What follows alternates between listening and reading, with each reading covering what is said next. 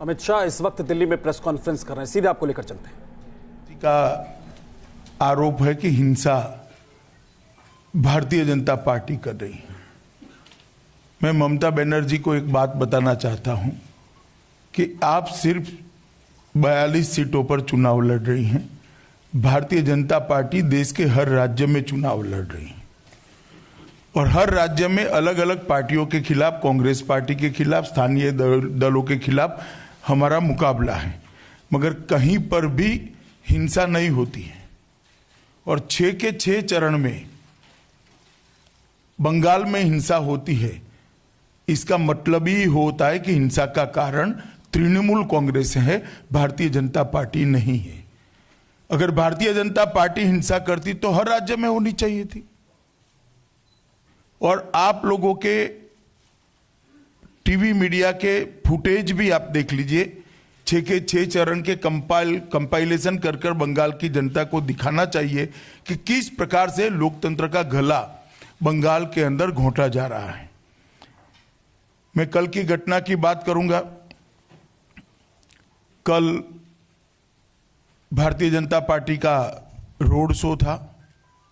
Road show के पहले ही 3 घंटे पहले भारतीय जनता पार्टी ने जो पोस्टर बैनर्स लगाए थे उनको हटाने का कार्यक्रम रखा गया, अधिकृत रूप से रखा गया।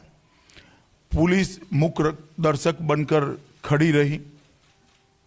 वहां पर संघर्ष कर कर हमारे कार्यकर्ता को उकसाने का प्रयास किया गया, मगर कुछ नहीं हुआ। प्रधानमंत्री के पोस्टर फाड़े गए, मेरे पोस्टर फाड़े गए, भारतीय जनता पार्टी के प्रत्याशियों के पोस्टर उखाड़े गए, फिर भी भारतीय जनता पार्टी के कार्यकर्ताओं ने शांति रखी। रोड शो चालू हुआ। रोड शो के अंदर जिस प्रकार का अभूतपूर्व जन समर्थन कोलकाता की जनता का मिला, वो आप इसके फुटेज देखकर जान सकते हो। कम से कम 2-2.5 लाख लोग 7 किलोमीटर लंबे रोड शो के अंदर फैले हुए थे। 1 इंच भी जगह खाली नहीं थी। वहां कोई हिंसा का वातावरण नहीं था। 2.5 घंटे तक बहुत अच्छे तरीके से रोड शो हुआ। हमला एक नहीं हुआ है, 1, 2, 3 हमले हुए हैं। और तीसरे हमले में आगजनी, पथराव और बोतल के अंदर केरोसिन डालकर सुलगाकर डालने का घटना भी हुआ। सुबह से पूरे कलकत्ता के अंदर ये रूमर थी कि यूनिवर्सिटी के अंदर से कुछ लड़के आकर दंगा करेंगे। पुलिस ने ना किसी को अरेस्ट किया, ना वहां पर कोई सिक्योरिटी की व्यवस्था की, ना उनको रोकने का प्रयास किया। और जितने भी पथराव करने वाले लोग थे वो अंदर की ओर थे, हम लोग रिसीविंग एंड पर थे। मैं आपको कुछ फोटोग्राफ दिखाना चाहता हूं कि किस प्रकार का दृश्य बना था। आपको इसकी कॉपी भी दी जाएगी। ये फोटो है जो मेरे रोड शो पर पथराव किया गया, जिसमें सीआरपीएफ के बचाव करने के साधन से बचता हुआ मैं स्पष्ट दिख रहा हूं और नीचे आगजनी भी हो रही है। आप लोगों को इसके फोटोग्राफ सबको हम दे देंगे। दूसरा फोटोग्राफ है जो आरोप लगा रही है टीएमसी के ईश्वर चंद्र विद्यासागर जी के पुतले को तोड़ा गया। आप देख रहे हैं दंगे के बाद की ये तस्वीर है जिसमें गेट इंटैक्ट है। हम तो रोड के बाहर थे। अगर गेट इंटैक्ट है तो अंदर जाकर किसने तोड़ा? अंदर से तो टीएमसी के लोग पथराव कर रहे थे, टीएमसी के लोग केरोसिन बॉम्ब फेंक रहे थे, टीएमसी के लोग लाठी और सलिया लेकर बाहर आ रहे थे। गेट अगर टूटा नहीं है, गेट बंद है, तो ईश्वर चंद्र विद्यासागर जी की प्रतिमा जो कॉलेज के अंदर है, इसको कुछ ने तोड़ा। भारतीय जनता पार्टी के कार्यकर्ता अंदर थे ही नहीं, सारे के सारे बाहर थे, बीच में पुलिस थी। किसने तोड़ा? ये झूठे प्रकार की सिंपैथी कलेक्ट करने के लिए ममता बनर्जी के कार्यकर्ताओं ने ही ईश्वर चंद्र विद्यासागर की प्रतिमा को तोड़कर एक नाटक और एक षड्यंत्र रचने का काम किया है। ये तस्वीरें बहुत साफ कर रही, वीडियोग्राफी भी कई चैनलों के पास उपलब्ध है। और मेरा सभी प्रचार माध्यमों से निवेदन है कि अपने अपने फुटेज सार्वजनिक करें। गेट टूटा ही नहीं, भाजपा के कार्यकर्ता रोड पर थे, टीएमसी के कार्यकर्ता अंदर थे, प्रतिमा अंदर थी, कैसे तोड़ा गया प्रतिमा को। और तीसरी तस्वीर है जहां ईश्वर चंद्र विद्यासागर जी का प्रतिमा रखा था, इसकी तस्वीरें ये 2 कमरों के अंदर है, कोई बाहर सार्वजनिक रूप से नहीं लगा हुआ है। ये ट्रिब्यून अखबार का तस्वीर है, 2 कमरों के अंदर ये प्रतिमा लगी हुई। अब मेरा सवाल इतना ही है, 7:30 बजे की घटना है, कॉलेज बंद हो चुकी थी, सारा लॉक हो गया था। ये किसने खोला कमरा? कमरे किसने खोले? किसके पास चाबी होती है? कॉलेज पर किसका प्रशासनिक कब्जा है? टीएमसी का है। वोट बैंक की राजनीति करने के लिए इतने लब्ध प्रतिष्ठ शिक्षा शास्त्री के पुतले को तोड़ना, मैं मानता हूं टीएमसी की उल्टी गिनती शुरू हो चुकी है। बंगाल की जनता भी यह जाननी चाहिए। एक कमरे के अंदर जो प्रतिमा थी, तो कमरे की चाबी किसने दी? ताला भी नहीं टूटा है, चाबी कहां से आई? किसके पास आई? भाजपा के कार्यकर्ताओं के पास कैसे चाबी आ सकती है, जबकि भाजपा के कार्यकर्ता रोड पर थे? वो सारी घटनाएं, सारे सबूत इंगित करते हैं कि ईश्वर चंद्र विद्यासागर जी की प्रतिमा को टीएमसी के गुंडों ने तोड़ा है, हारी हुई बाजी जीत में पलटने के लिए तोड़ा है। दूसरा, बंगाल का जिस प्रकार से 6 चरण में चुनाव चला है, ये सुनिश्चित हो गया है कि बंगाल के अंदर टीएमसी चुनाव हारने जा रही। और मैं बंगाल के अंदर कई सीटों पर सभा कर आया हूं, 16 सभाएं मेरी अब तक हुई हैं, प्रधानमंत्री जी की भी हुई, हमारे वरिष्ठ नेताओं की भी। जिस प्रकार का जन सैलाब वहां हमें देखने को मिला है, हमें मालूम है कि बंगाल की जनता किस ओर जा रही है। और मैं आज आपको ये बताना चाहता हूं कि जब पंचायत के चुनाव थे, तब भी ये कोई नई बात नहीं, मगर पंचायत के चुनाव थे, इतना हाईलाइट नहीं हुआ। पंचायत के चुनाव में 60 पॉलिटिकल एक्टिविस्टों की हत्या कर दी गई। देश भर में कोई चुनाव ऐसा नहीं हुआ होगा जहां 60 पॉलिटिकल एक्टिविस्टों की हत्या होगी, और सबके सब विपक्ष के, ज्यादातर भाजपा के। बंगाल हाईकोर्ट ने एक डिसीजन देना पड़ा कि सरपंच का चुनाव लड़ने वालों का पर्चा व्हाट्सएप पर एक्सेप्ट किया जाए, क्योंकि प्रत्याशियों को पर्चा डालने के लिए बंगाल की पुलिस और टीएमसी के गुंडे जाने नहीं देते। 37% लोगों को वोट नहीं डालने दिया गया, बैलेट बॉक्स उठाकर ले गए। काउंटिंग के अंदर जहां बीजेपी का थप्पा लगा है, वहां नीचे टीएमसी पर भी थप्पा लगाने का कार्यक्रम, इसके वीडियोग्राफी भी जारी हो चुकी। और ये 6 चरण के चुनाव के अंदर भी भारी रैगिंग हुई, मगर 5वें चरण के बाद उनको हार सुस्पष्ट दिखाई पड़ती है। इसलिए इन्होंने एक एक्सट्रीम स्टेप लेने का प्रयास किया है। मैं आज इस प्रेस वार्ता के माध्यम से चुनाव आयोग को भी कहना चाहता हूं कि जहां व्यवस्थाएं ठीक है, वहां तो चुनाव ठीक हो रहे। जहां रैगिंग करने का प्रयास हो रहा है बंगाल के अंदर, चुनाव आयोग मूक प्रेक्षक बना हुआ है। चुनाव आयोग ने तुरंत इंटरवीन करना चाहिए। देश भर के अंदर जो हिस्ट्री सीटर होते हैं, पैरोल फरलो कुदाकर जो लोग आए हैं और जो लोग फरार हैं, उनको चुनाव के दिन अरेस्ट किया जाता है। बंगाल के अंदर 107 का बॉन्ड लेकर उनको छोड़ दिया जाता है। ये 2 स्टैंडर्ड चुनाव आयोग ने क्यों बनाए? बंगाल के अंदर एक भी जगह हिस्ट्री सीटरों की अरेस्ट नहीं हुई। क्यों चुनाव आयोग चुप बैठा है? उनके ऑब्जर्वर क्या कर रहे हैं? मेरे पास सूचना है, ऑब्जर्वर की रिपोर्ट है कि जब तक ये गुंडों को पकड़ेंगे नहीं, ढंग से चुनाव नहीं हो सकते। फिर भी चुनाव आयोग ने यहां से गुंडों को पकड़ने की सूचनाएं पारित नहीं की। अगर इसी प्रकार से चुनाव कराना है बंगाल के अंदर, तो चुनाव आयोग की निष्पक्षता पर ढेर सारे सवाल या निशान उठ रहे हैं। और मित्रों, मैं अभी भी चुनाव आयोग को आपके माध्यम से अपील करना चाहता हूं कि एक चरण बचा है, कम से कम एक चरण के अंदर बंगाल के अंदर निष्पक्ष चुनाव हो, इसके लिए करना चाहिए। 2 दिन पहले दीदी ने सार्वजनिक रूप से धमकी दी कि मैं बदला लूंगी। योगी आदित्यनाथ और हमारे कई नेताओं को सुओ मोटो कदम उठाकर आपने प्रचार के लिए बैन दे दिया। ममता दीदी ने माइक के जरिए भाषण के अंदर, सार्वजनिक भाषण में धमकी दी। क्यों संज्ञान नहीं लिया चुनाव आयोग ने? उनके प्रचार पर क्यों बैन नहीं किया गया?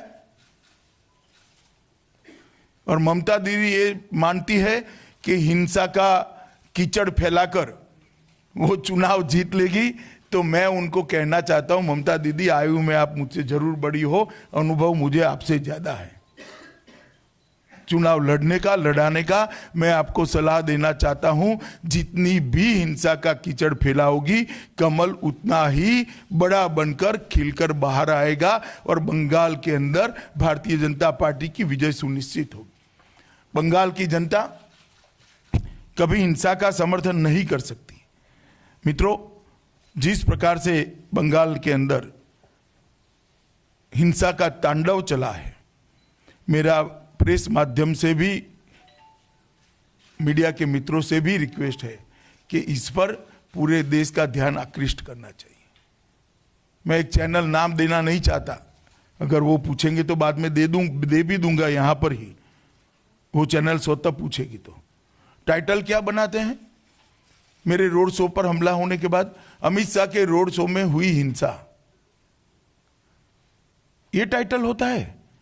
या अमित शाह के रोड शो पर तृणमूल कांग्रेस ने हमला किया, ये टाइटल होता है? कितना जस्टिफाई करोगे, कितना बचाओगे?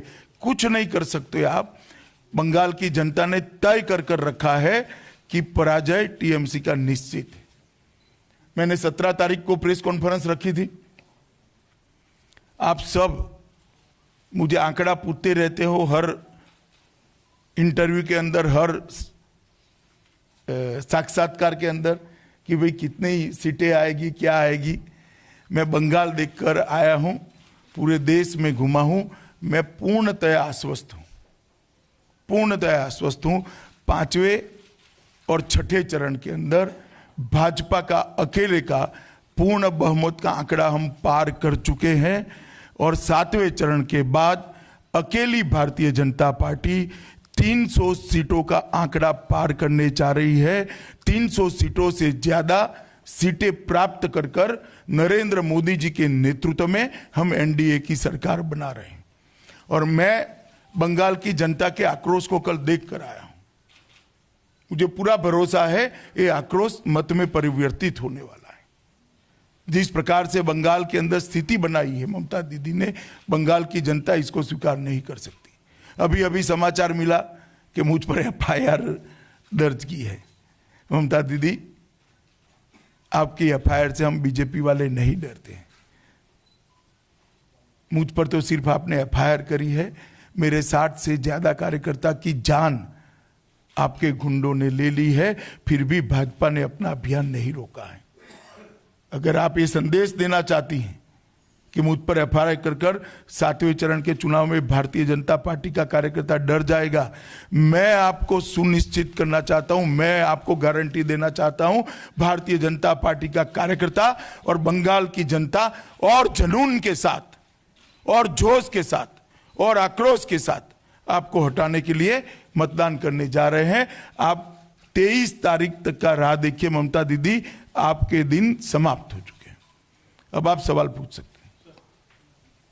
जी अमित जी, ममता जी ने कल धमकी दी है, ममता बनर्जी ने, कि वो इस समय चुपचाप शांत बैठी हुई है, अगर वो चाहें तो मात्र 2 मिनट में दिल्ली का भाजपा कार्यालय और कोलकाता का भाजपा कार्यालय भी खाली करा। हाँ तो करा ले भैया, आप लोग भी बैठे हो, चाय पिलाना उनको, हमें तो निकाल देगी वो।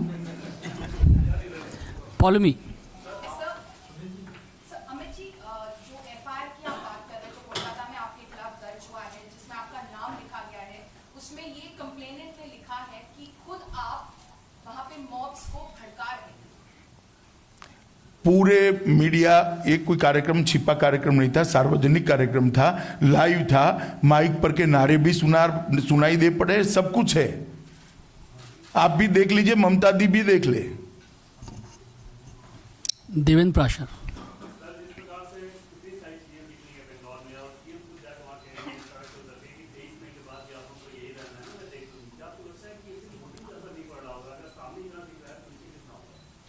नहीं, देखिए, इन्होंने धमकी देने की भाषा और धमकी देने की संस्कृति को अपनाया है और शुरू में उनको सफलता मिली, सब इग्नोर करते थे, मगर अब बंगाल की जनता उनको बदलने का मन बना चुकी है। मुझे पूरा भरोसा है 23 से ज्यादा सीटें, ऊपर का आंकड़ा मैं इसलिए बोलना नहीं चाहता क्योंकि बोलने से थोड़ा अति आत्मविश्वास लगेगा, मगर 23 से ज्यादा सीटें जीतकर इस बार बंगाल के अंदर भारतीय जनता पार्टी स्वीप करने जा रही है। जी।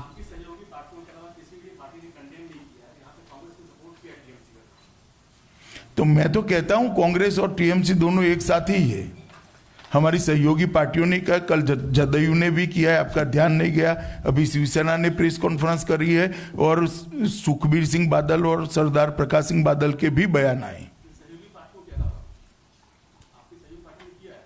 नहीं तो वो क्यों करेंगे भाई, वो तो सब गठबंधन के अंदर है। उनको तो ये न केन प्रकारेण मोदी हटाओ का उनका लक्ष्य है, वो क्यों करेंगे? लोकतंत्र बचाओ का लक्ष्य नहीं है, मोदी हटाओ का लक्ष्य, ये न केन प्रकारेण।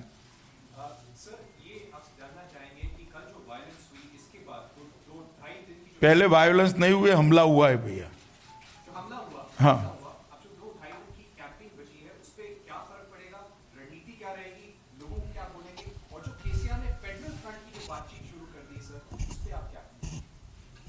भाई सारे फ्रंट तो तब काम आते हैं जब हमारी सीटें कम हो। हम 300 से ज्यादा सीटें, ऑपोजिशन के कितने भी फ्रंट बने, लीडर ऑपोजिशन तय कर ले, हमें क्या आपत्ति है, कोई भी करे। लीडर ऑपोजिशन तय करने के लिए अगर कोई फेडरल फ्रंट बनाना चाहता है तो हमें कोई आपत्ति नहीं है, इसमें बनाना चाहिए, डेमोक्रेसी है। हो सकता है इस बार भी किसी की लीडर ऑपोजिशन के लायक सीटें ना आए तो सब इकट्ठा होकर लीडर ऑपोजिशन बनाना चाहते हो। विकास भदौरिया। अमित जी, ममता बनर्जी ने अपने ट्विटर की प्रोफाइल चेंज करके ईश्वर चंद्र विद्यासागर की फोटो लगा दी है, बाकी कार्यकर्ताओं ने भी कुछ ऐसा ही किया। दूसरा मेरा सवाल ये है कि कल जब आप पर हमला हुआ तो आप इसको केवल चुनावी हिंसा के तौर पर क्यों देख रहे हैं? क्या आपके पास ऐसी कोई वजह नहीं है कि ये आपकी हत्या की भी साजिश हो सकती थी? देखिए, मैं इतना ही कहना चाहता हूं, कल अगर सीआरपीएफ न होती तो वहां से बचकर निकलना मेरे लिए बहुत मुश्किल था। मैं अभी तस्वीर देता हूं, आप देख लीजिएगा। मेरे कार्यकर्ता बहुत मारे गए हैं, मुझ पर हमला होना मैं स्वाभाविक समझता हूं, इसमें मुझे कोई आपत्ति नहीं है, परंतु तृणमूल कांग्रेस किसी भी एक्सटेंट तक जा सकती है, ये कल सिद्ध हो चुका है। और अगर कल सीआरपीएफ का प्रोटेक्शन मुझे प्राप्त न होता तो मेरा वहां से बचकर निकलना बहुत मुश्किल था, बहुत मुश्किल था। सौभाग्य से ही मैं बचकर आया हूं। अमित जी।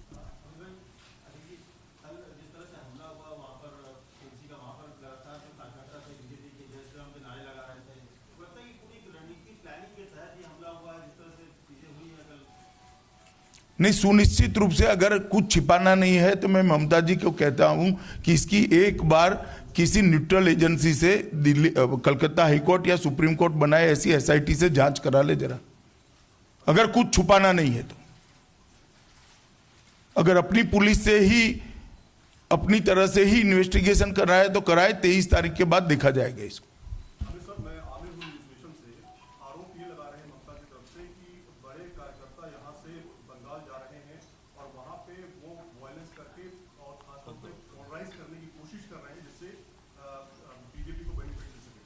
मेरा इतना ही पूछना है कि हम तो देश भर में चुनाव लड़ रहे हैं ना भाई, केरल में भी लड़े, तमिलनाडु में लड़े, आंध्र में लड़े, तेलंगाना में लड़े, यूपी में लड़ रहे हैं, बिहार में लड़े, कहीं क्यों वायलेंस नहीं होती?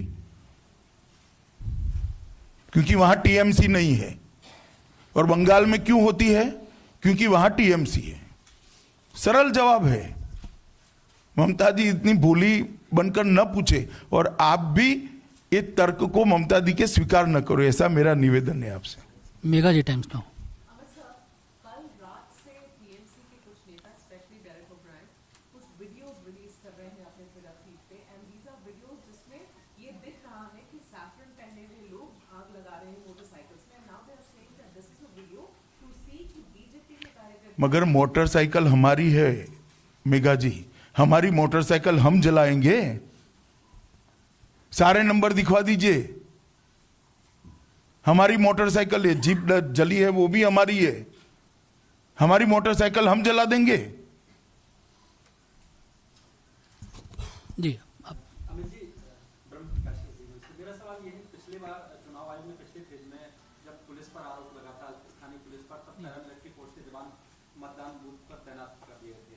ममता बनर्जी ने आरोप लगाया कि आरएसएस के कार्यकर्ता पैरामिलिट्री फोर्स की ड्रेस में आए हैं और वो गड़बड़ कर रहे हैं।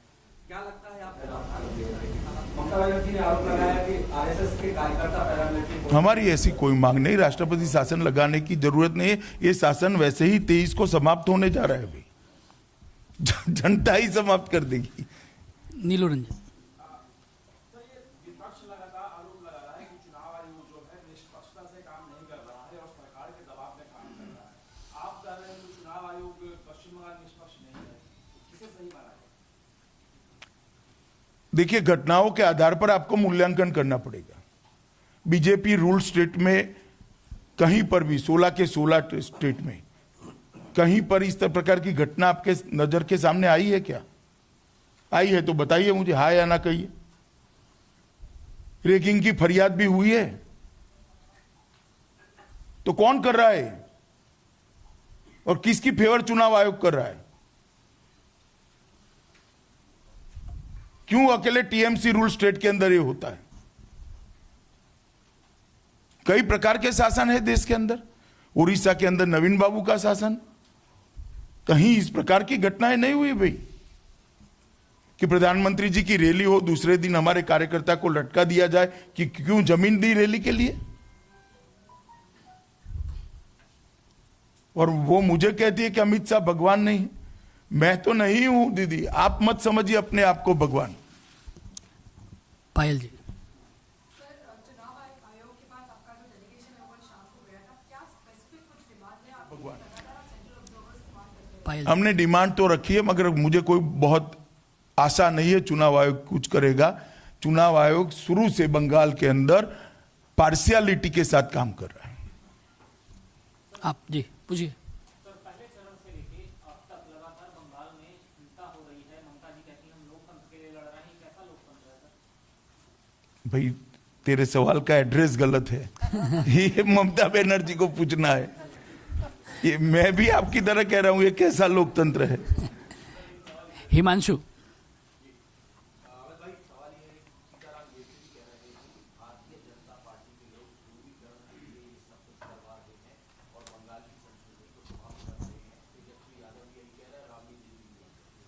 नहीं, आप उनसे और क्या अपेक्षा करते हो? वो तो वही कहेंगे। आप आखिरी में जी पूछिए। हाल के दिनों में देखा चुनाव आयोग ने योगी आदित्यनाथ समेत कई ऐसे लोगों पे कार्रवाई की और उनको बैन भी किया प्रचार करने से। लेकिन वही साथ में पश्चिम बंगाल में ममता बनर्जी हिंसा की बात लगातार कर रही है, उस पर चुनाव आयोग कार्रवाई नहीं कर रहा है। तो क्या आप मानते हैं कि देश के पश्चिम बंगाल में कुछ और चुनाव आयोग की नीति है और बाकी देश के हिस्सों में कुछ और है? मैं कह चुका हूं ऑलरेडी पहले कि पश्चिम बंगाल के और बाकी देश के चुनाव के स्टैंडर्ड्स चुनाव आयोग ने अलग अलग रखे हैं। आप न्यूज 18। सर, कांग्रेस ने भी आरोप लगाया है कि बीजेपी पर निशाना साधा है पश्चिम बंगाल की घटना।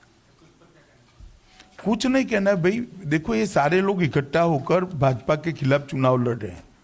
तो कोई तबला बजाएगा, कोई सारंगी बजाएगा, कोई हारमोनियम बजाएगा। इसमें आप इतना आश्चर्यचकित क्यों हो रहे हो? जी आप आखिरी से जी।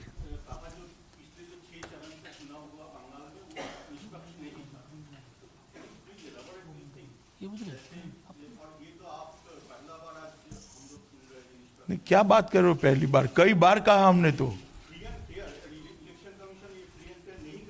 है वो कई बार कहा, जा जाकर इलेक्शन कमीशन में निर्मला जी, प्रकाश जावड़ेकर जी, मुख्तार अब्बास नकवी जी हर चरण के वक्त जाकर कंप्लेन दिए, रीपोल की मांग करी है, कहीं रीपोल नहीं कराया गया है, हर बार कराया है हमने।